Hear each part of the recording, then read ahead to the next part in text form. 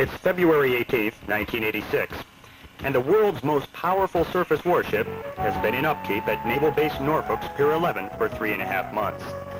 Her last major cruise had been a 71-day deployment to Northern Europe. Today, this massive combatant will again leave Norfolk. This will be her third trip to Central America since her commissioning almost 2 years ago. Diverse preparations began before Iowa left port and continued as her crew completed numerous tasks on their work lists. But in a few days, her crew would all be transformed from workers into ambassadors.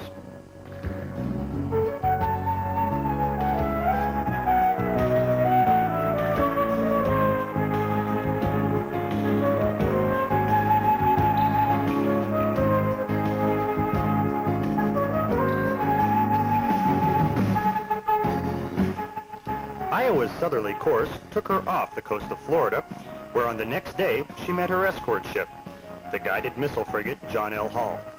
This Mayport, Florida-based ship would accompany the Big Stick during the deployment and would provide opportunities to conduct a variety of exercises and drills.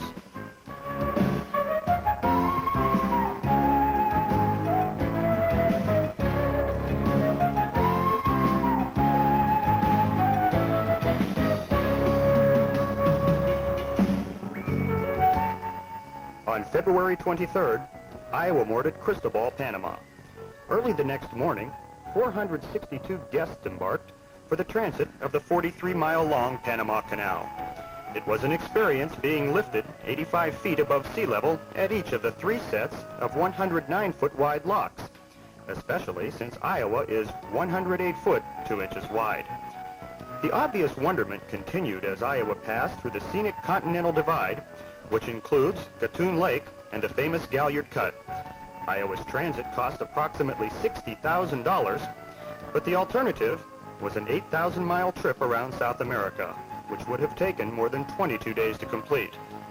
Toward the end of the canal transit, Iowa was honored to embark the senior-most U.S. military officer in the Canal Zone, General John R. Galvin, Commander-in-Chief, U.S. Southern Command. He was accompanied by Rear Admiral Richard C. Ustick, who commands U.S. naval forces in the Southern Command.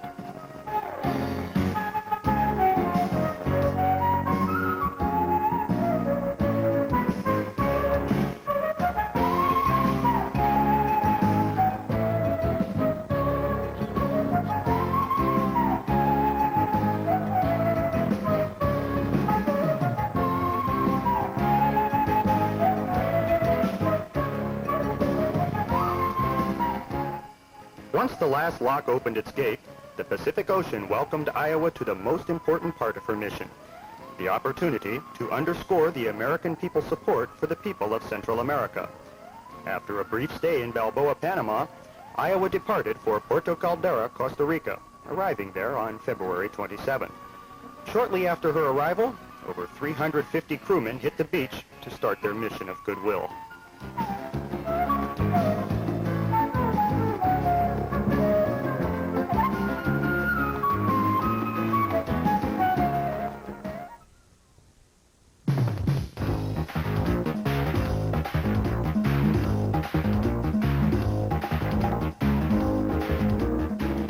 In 3 days, Iowa undertook 26 medical, dental, and civic action projects. Projects included construction of a lunchroom and painting of 2 classroom buildings at the school at Rio Hollandia. Several maintenance projects were completed at the Hogar de Montserrat Boys Orphanage. At the Hogar Cristiano Girls Orphanage, Iowa painted buildings, worked on repair projects, constructed a jungle gym, and renovated the playground. All 3 sites were presented with 11 pallets of food and medicine. Chaplain Thomas E. Murphy knows why these men gave their expertise and hearts so readily. Sailors love kids, and anytime we break out any kind of a toy or what have you, we gave the children ball caps earlier today. It's just been a great time with them. We've had a lot of fun, as well as a lot of work. To accomplish all the tasks here, we've done some pre-planning, and for the electrical work, we brought out electricians and so forth, carpenters, and we've had about 50 people here each day, and we'll have 50 each day for 3 days to just complete the projects that we have here. along with doing the work here, we've also been able to bring Project Hand Clasp material with us, which included a very valuable sewing machine workshop, which included not only sewing machine, but material, thread, and accessories for sewing, medical supplies, books, and food.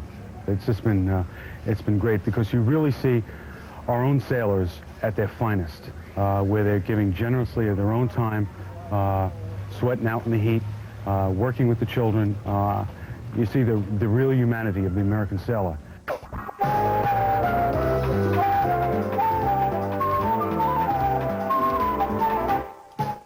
While part of the crew was busy with these projects, the rest of the men stayed aboard to ready the ship for the arrival of some very distinguished visitors. Costa Rican President Luis Monge came aboard Iowa for a visit and to thank the Iowa crew for a job well done in his country. He told Iowa's commanding officer, Captain Gerald E. Janeco, that, quote, "This clear symbol of U.S. support for a fellow democracy is very important to Costa Rica." After the civic action projects were completed and general visiting hours had drawn to a close, Iowa headed up the Pacific coast to anchor off Puerto Quetzal, Guatemala.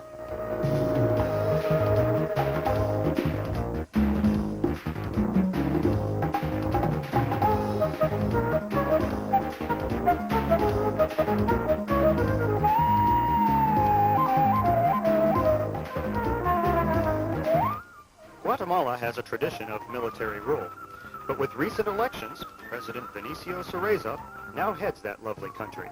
The men of Iowa were honored to have President Cereza aboard the ship and showed him the mighty firepower that Iowa is so widely known for.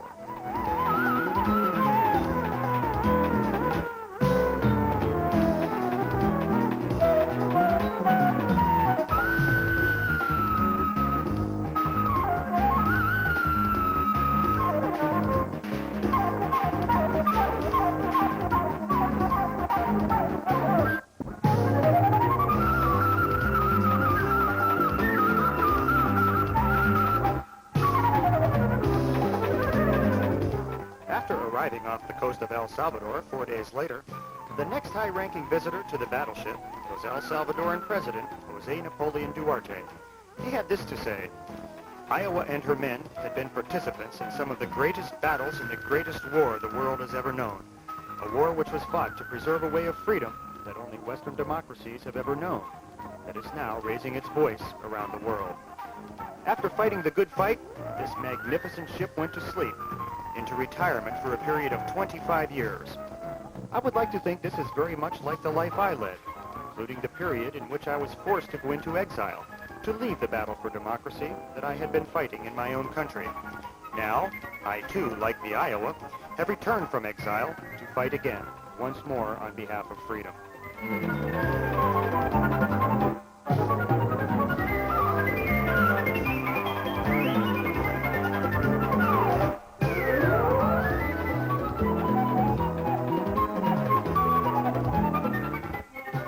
During Iowa's operations in Central America, 3 presidents, countless military officers, ambassadors, foreign ministers, local leaders, and hundreds of U.S. and Central American citizens walked on Iowa's teakwood decks.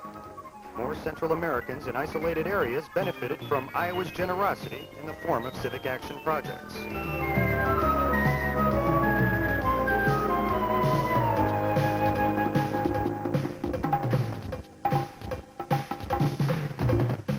The final message on U.S. policy in Central America is clear. The United States will support the principles of democracy, development, and dialogue in that area, and will supply the necessary security assistance to provide a shield for those principles.